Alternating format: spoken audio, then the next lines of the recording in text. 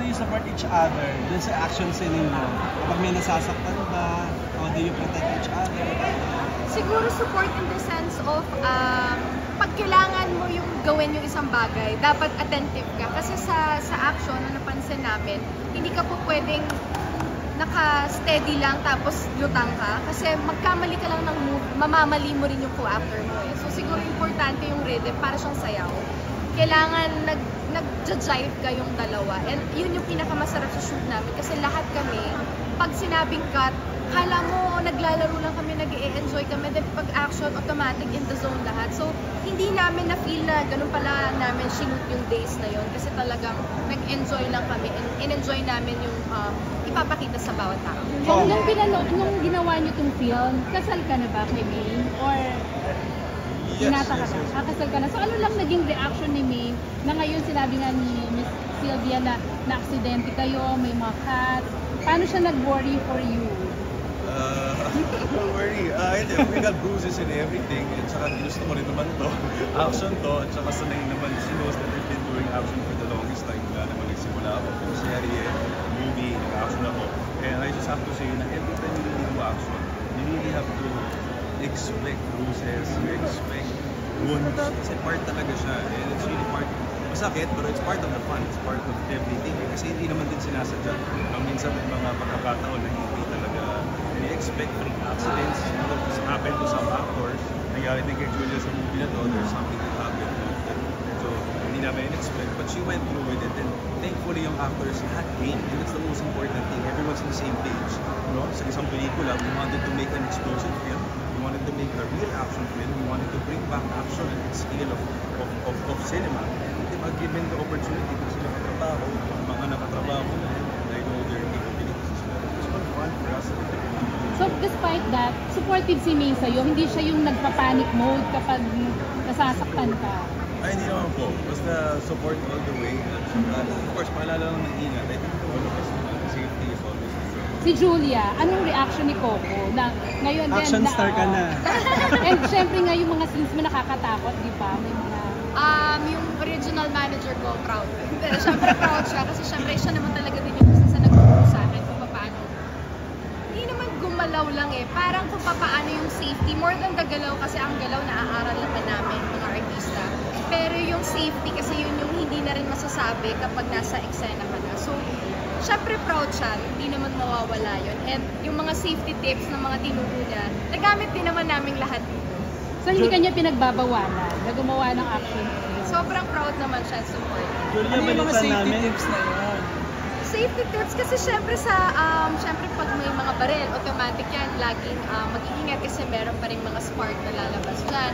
Kapag mga action, kapag wag masyadong in the zone. Kasi minsan kaming mga artista pa nag-e-enjoy kami, minsan gusto na namin, kami na lang gagawa para kuha nyo na yung shot. Ganun ka namin kamahal yung trabaho na minsan nakakalimutan namin na teka lang, are we ready ba talaga or equipped to jump or diba, hindi natin may iwasan may accident.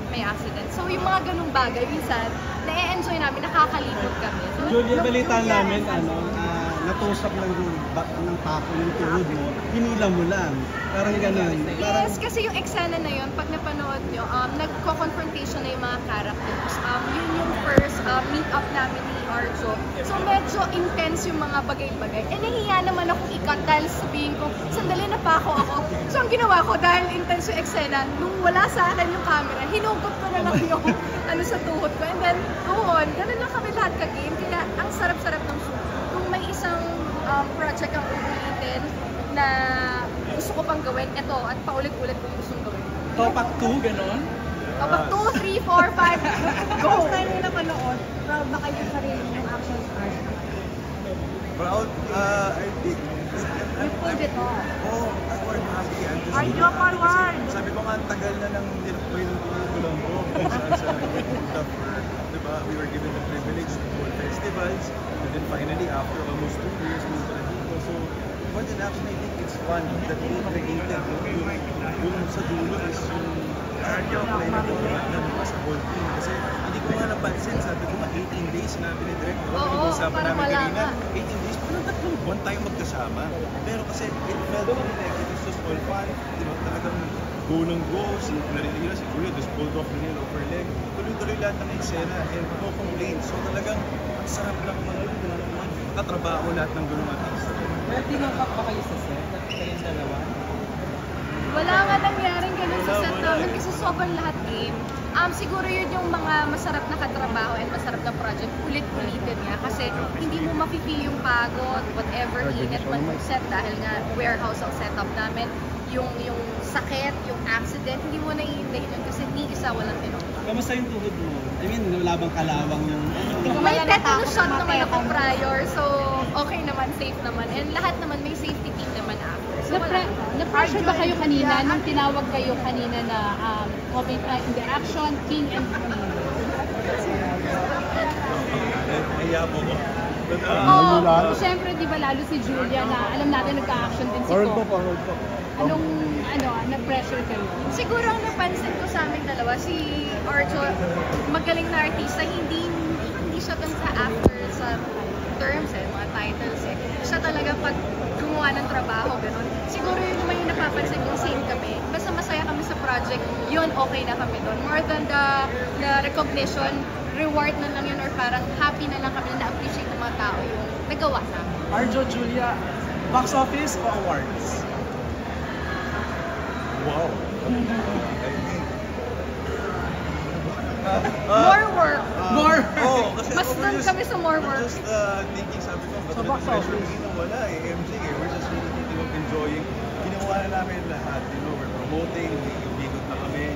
We gave our all in the film towards action, nagkatugo-dugo, so that the next day, everyone worked so hard. So, definitely, we gave all reasons na sa sala masuporta talaga as well as coming MMFF.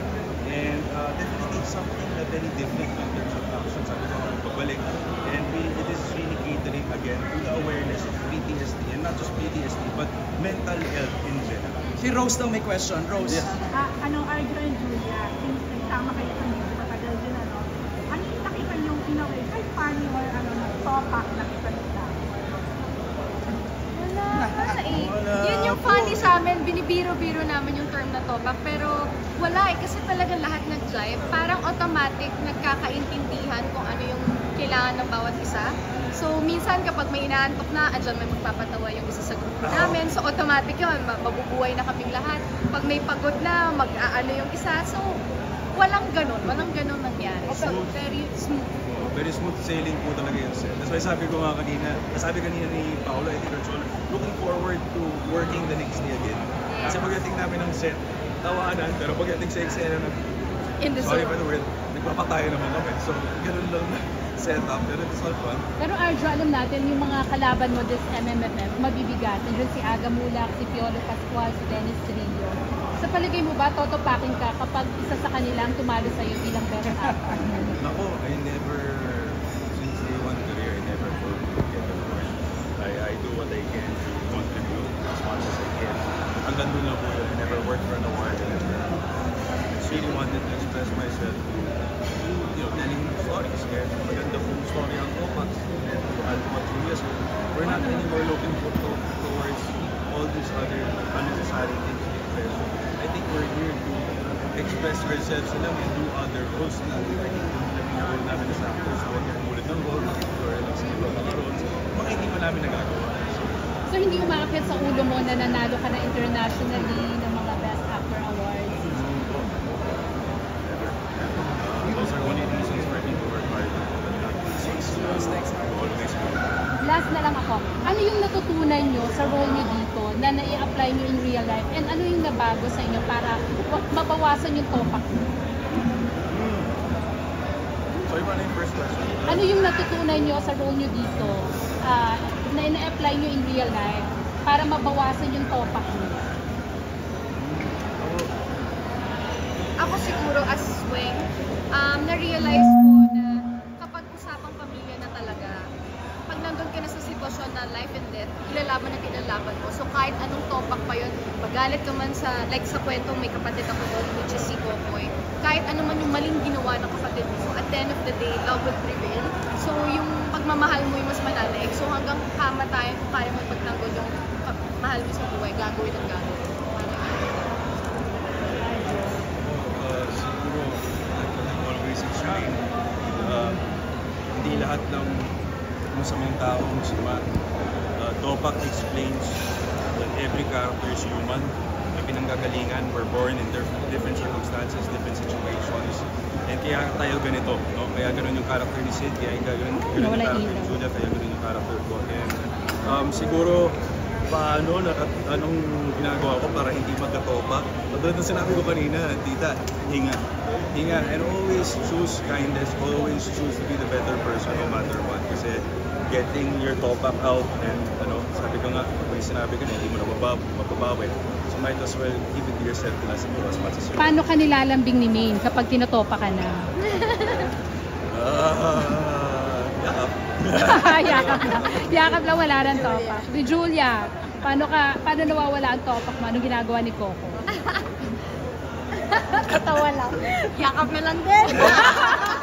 Okay. Ako naman, ang may last naman, in real life, paano namin malalamang, may topak to? Ano yung mga indications sa inyo? Yung mga kaibigan mo, huwag mo nang usapin, may topak yan. Ang nakakalungkot kasi sa ating sa Pilipinas, ang term kasi na topak nagiging negative. Sana mas tingnan natin siya na topak. It's more of emotional state lang ng tao na may pinagdadaanan or hindi okay, more than the topak negative side. Kasi lahat naman tayo, may kanya-kanya tayong moments na hindi tayo okay. May pinagdadaanan pero hindi ka pa ready i-share. So technically, hindi mo man sinasadya, tinotopak ka. Parang sana mas tingnan natin siya sa ganung aspeto, more than the topak negative connotation natin. Siguro more of sa emotional lang dun. And then just be more kind and be more supportive. Pag may nakita kang ganon, just prepare lang kung saan ka makakatulong, kung kailangan ba na nakausap, ikaw sana yung makausap. Kung hindi naman, time ng space, give space, respect lang siguro. Okay.